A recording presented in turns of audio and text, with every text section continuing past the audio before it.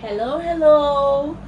Happy festive season 2023. Happy festive season to all my return subscribers. This is December 2023. Happy festive season to all of you who are celebrating Christmas. Happy festive season to all of you who are using December as a time to meet loved ones. I wish you all a wonderful festive season, and that your new year will be as beautiful as this year 2023 turned out to be. Today, I am going to talk about a new part in our Centenary Energia channel. But before I start, I'll reintroduce myself. As you all know, I am Barrister Egbe Eyonga-Kumbe, an expert in energy, natural resources, and sustainable development law. Today, I am going to talk about the notion of petroleum contracts in Cameroon. To start with, I want you to know that we rely on the law of 2019 by 008 of 25th April 2019. This law has some supporting decrees, the most recent one of course being that of 4th of May 2023.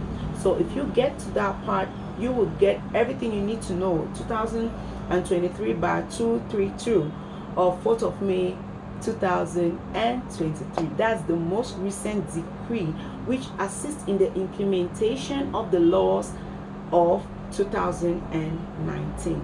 So today we are kicking off with the notion of petroleum contracts. So follow me as we go. Okay, the notion of petroleum contracts in Cameroon are brought to light by Article 4 of Part 1 of our Petroleum Code. In Article 4, actually, we are made to know that any petroleum company that is operating in Cameroon, first of all, has to sign a convention. It has to sign a convention with Cameroon as a state and owner of the land. Now, this is what the petroleum contract tells us. However, the petroleum contract is not the only legislative text that is used during the operation of oil or liquid and gaseous hydrocarbons in Cameroon. Specifically, when we're talking about petroleum, you will avert your minds to two things. Petroleum refers to liquid and gaseous hydrocarbons. However, in Cameroon, we have the petroleum code that averts itself to the liquid hydrocarbons, while we have the gas code that takes us to the gaseous hydrocarbons. So though we call it petroleum code, we are talking massively about the liquid hydrocarbons.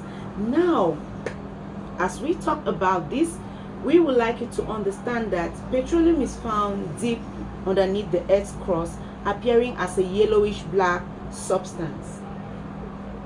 This yellowish black substance is found underneath the Earth's crust, as I earlier said, meaning that we touch on a different set of rules. Before we talk about petroleum, we will be touching on the land, and that brings us to the land tenure and state property legislation in vigor. Land tenure and state property legislation in vigor will work hand in glove with our petroleum code to make us understand how to carry out the petroleum activities within the territory of Cameroon. So with that in mind, I would like us to delve straight to how the operations go on.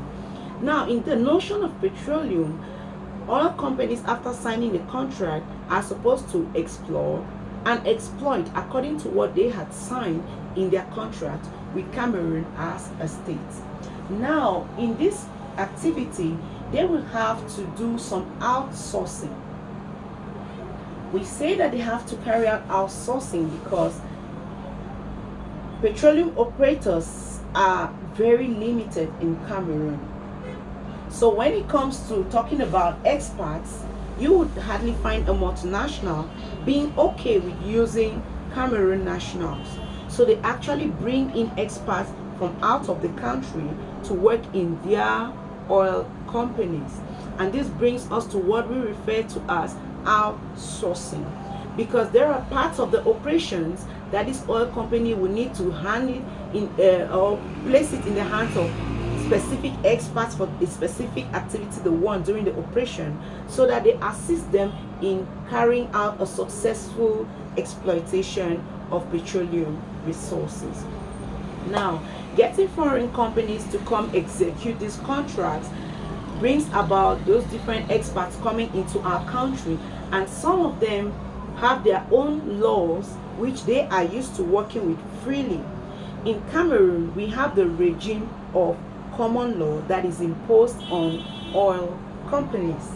However, we could actually be exposed to multinational companies that will say, okay, I am bringing in money into your country, and for this reason there is something I also expect of you.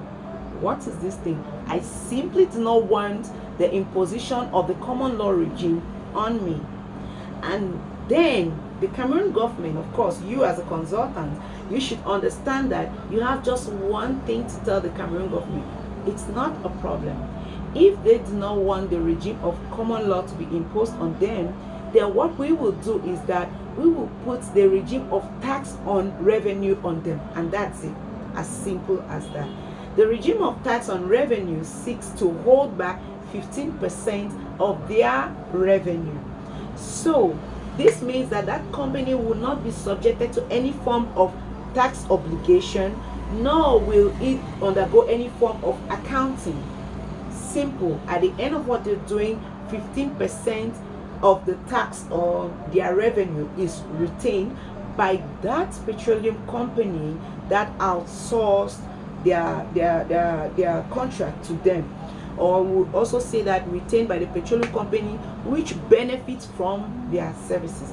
Remember, it's a particular petroleum company which brought in that expert and outsourced a particular operation onto him to assist them in carrying out their complete oil exploration or exploitation exercise.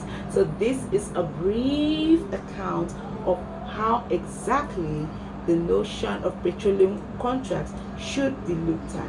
Very briefly after our break, I'll be coming back with the types of petroleum contracts which are applicable in Cameroon. So hoping that this is going to be of great help.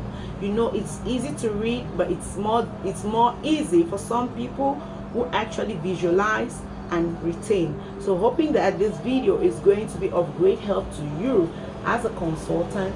I hope to see you take the best decisions for Cameroon as a country and for the benefit of Africa as a whole. Have a wonderful season and hope to see you very shortly. Bye.